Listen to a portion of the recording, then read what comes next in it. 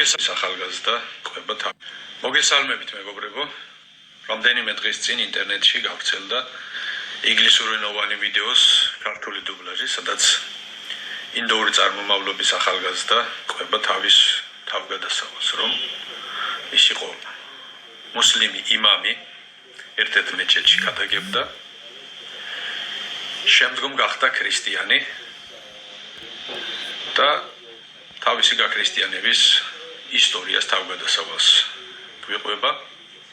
ეს ახალგაზრდა იმდენად ოსტატურად და დამაჯერებლად საუბრობს, რომ ყურანის კითხვასა და ისლამის სიღრმისეულ ცოდნას მოკლებული შეიძლება ბევრი მუსლიმიც დააფიქროს.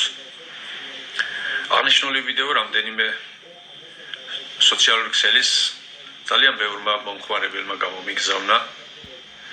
ზოგი მათგანი თხოვდა პასუხი გამეცა, ზოგიც მეკითხებოდა, რომ სიმართლე იყო თუ არა ის, რასაც ეს ახალგაზრდა ყვებოდა და ძალიან ბევრმა მომმართა ამ კითხვით. აღნიშნულიდან გამომდინარე, მეც დავინტერესდი ამ ვიდეოთი. ჯერ ვიდეოს გავეცანე, გადავხედე სოციალურ ქსელებს, საკმაოდ ბევრი გამზიარებელი ყავდა და იყო რაღაც აღფრთოვანებული კომენტარები, რომ არიქა ეს არის სასწაული, ეს არის ჭეშმარიტება და ასე შემდეგ.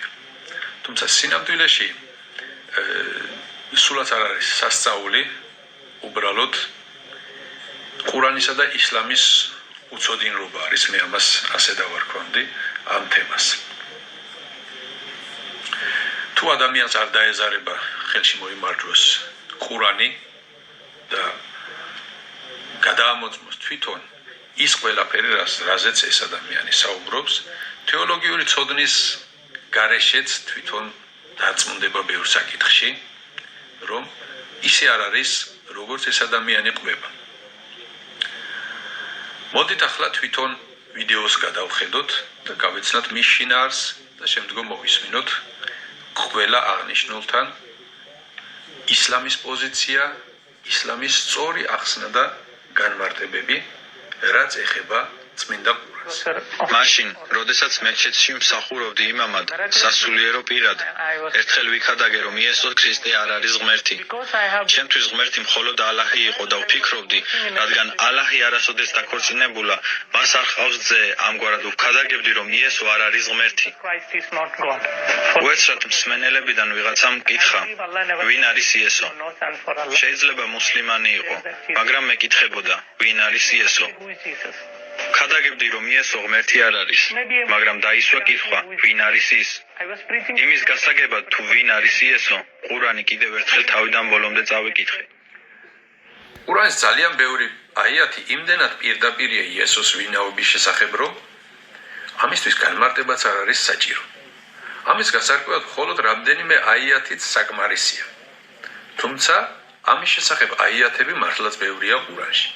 მაგალითად, ერთ-ერთი 19 სურას 20 აიათში თვითონ ასე ამბობს, რომ ინნი აბდულლაჰი ეთანიელ კიტაბე ვაჯაალენი ნებია. მე ვარ ალლაჰის მსახური, მან მე წიგნი მიბოძა და დამადგინა შუამავლად. ასევე მეხუთე სურას 75 აიათში ვკითხულობთ. მელ მასიჰუ იბნუ მერიემე ილლა რასულუნ. მესია ძე მარიამისა სხვა არავინა, თუ არა ალლაჰის შუამავალი. ყად ხალეთ მინ ყაბლიჰი რუსულ. მასზე ადრეც განვლეს ძალიან ბევრმა შუამავლებმა. ვე უმმუჰუ სიდდიყეთუნ და მისი დედა არის სიმართლის მთქმელი, მართალი და გულწრფელი ქალი. კანე იაკულანი ტაამე. ისინი ორთავე საჭმელს მიირთმევდნენ. ანუ იკვებებოდნენ. ეს იმიტომ არის აქ ხაზგასმით საჭმლის ჭამა მოხსენებული, რომ ისინი იყვნენ საკვებზე დამოკიდებული, ხოლო ღმერთი არაფერზეა დამოკიდებული. ასევე 61 სურას მეექვსე აიათში ვკითხულობთ. وَإِذْ قَالَ عِيسَى ابْنُ مَرْيَمَ يَا بَنِي إِسْرَائِيلَ إِنِّي رَسُولُ اللَّهِ إِلَيْكُمْ როდესაც იესო ძე მარიამისა უთხრა ისრაელის მოდგმას ო ისრაელის მოდგმაო მე ვარ ალლაჰის შუამავალი წარმოგზავნილი თქვენთვის مُصَدِّقًا لِمَا بَيْنَ يَدَيَّ مِنَ التَّوْرَاةِ დამამოწმებელი იმისა რაც იყო ჩემზე ადრე თევრათის სახით ანუ თორას სახით وَمُبَشِّرًا بِرَسُولٍ يَأْتِي مِنْ بَعْدِي და დამამოწმებელი მახარებელი შუამავლისა რომელიც იქნება ჩემს შემდგომ ისმუჰუ აჰმედ მისი სახელია აჰმედი ეს მუჰამმედ შუამავლის